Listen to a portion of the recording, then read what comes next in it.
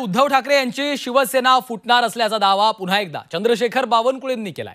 ठाकरेंच्या शिवसेनेनं वक्फ विधेयकाबाबत घेतलेल्या भूमिकेवरनं ठाकरेंचे खासदार नाराज आहेत। त्यांच्या पक्षातील अनेक नेत्यांनी फोन केल्याचा मोठा दावा देखील बावनकुळे यांनी केलाय। पाहूयात। आता हिंदुत्ववादी जे कार्यकर्ते आहे महाराष्ट्रातले जे उद्धव ठाकरेंच्या शिवसेनेत आहे ते शिवसेना सोडण्याच्या मानसिकतेत आले आहे। मला सकाळपासून कालही आताही एक मेसेज आला आहे की उद्या आम्हाला पक्षप्रवेश करायची आहे, तर मी मंगळवारी पक्षप्रवेश घेणार आहे। म्हणजे आम्ही शॉक्ड होतो, त्यांचे खासदार देखील शॉक्ड होते। ते आम्हाला नंतर प्रायव्हेटली येऊन बोलतात, हे भाषण असं कसं केलं यांनी। भाजपा प्रदेशाध्यक्ष चंद्रशेखर बावनकुळेंनी ठाकरेंच्या शिवसेनेसंदर्भात पुन्हा एकदा मोठा दावा केलाय। ठाकरेंच्या शिवसेनेनं वक्फ सुधारणा विधेयकासंदर्भात घेतलेल्या भूमिकेनंतर त्यांच्या पक्षातले नेते संपर्कात असल्याचा दावा बावनकुळेंनी केला। दरम्यान त्यांच्या या दाव्यानंतर ठाकरेंच्या शिवसेनेनं देखील पलटवार केलाय। मुंबई महानगरपालिकेमध्ये एका विशिष्ट समाजाच्या मतावर डोळा ठेवून उद्धव ठाकरेंच्या लोकांनी मतदान केलं आहे, विरोधात मतदान केलं आहे। पण आता हिंदुत्ववादी जे कार्यकर्ते आहे महाराष्ट्रातले जे उद्धव ठाकरेंच्या शिवसेनेत आहे ते शिवसेना सोडण्याच्या मानसिकतेत आले आहे। मला सकाळपासून कालही आताही एक मेसेज आला आहे की उद्या आम्हाला पक्षप्रवेश करायची आहे, तर मी मंगळवारी पक्षप्रवेश घेणार आहे। पण उद्धव ठाकरेंच्या शिवसेनेत ते लोक आता या भूमिकेमुळे अस्वस्थ आहे। भारतीय जनता पार्टीला सपोर्ट केला म्हणजे हिंदुत्वाला सपोर्ट केला असा अर्थ होतो का? भारतीय जनता पार्टी सौगाती मोदी वाटते तेव्हाच कुठे जाते यांचं हिंदुत्व।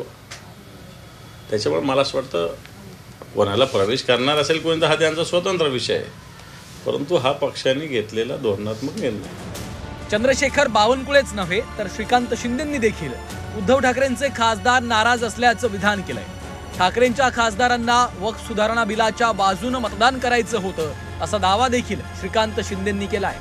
उभाटाच्या खासदारांमध्ये आम्हाला ते बोलत होते की आम्हाला तर फॉरमध्ये मतदान करायचंय, आमची इच्छा तर खूप आहे की या बिलाला सपोर्ट केलं पाहिजे। म्हणजे आम्ही शॉक्ड होतो, त्यांचे खासदार देखील शॉक्ड होते। ते आम्हाला नंतर प्रायव्हेटली येऊन बोलतात, हे भाषण असं कसं केलं यांनी। आणि मला वाटतं एवढं फक्त आणि फक्त काही मतांच्या बेरजेसाठी, पण मला वाटतं आज त्यांच्याबरोबर पण धोकाधडी ते करताय। श्रीकांत शिंदेंनी काल देखील ठाकरेंच्या खासदारांना मैत्रीची साद घातली होती।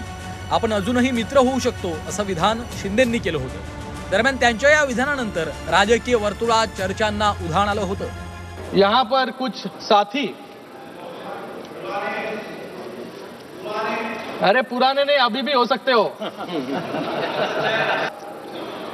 यहाँ पर कुछ साथी,